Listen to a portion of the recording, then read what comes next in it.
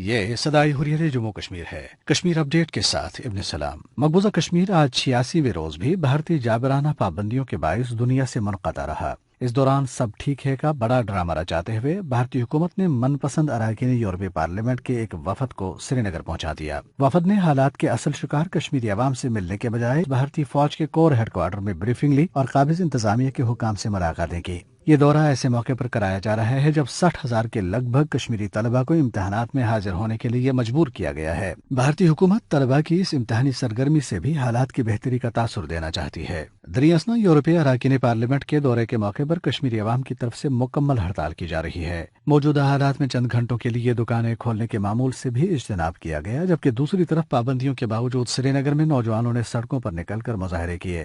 ان کی قابض بھارتی فورسز کے ساتھ جھڑپیں بھی ہوئی ہیں۔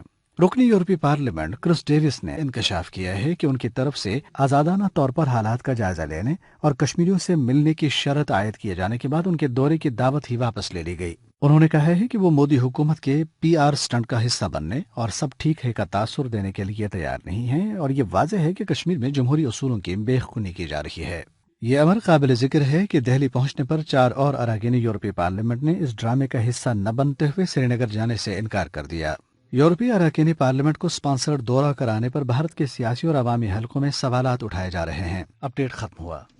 مقبوضہ کشمیر کے عوام گزشتہ 86 روز سے 9 لاکھ بھارتی فوج کے محاصرے میں تڑپ رہے ہیں، اور بھارت نے مواصلاتی لاک ڈاؤن کے ذریعے ریاست کو دنیا سے الگ تھلگ کر کے ایک جیل میں تبدیل کر دیا ہے۔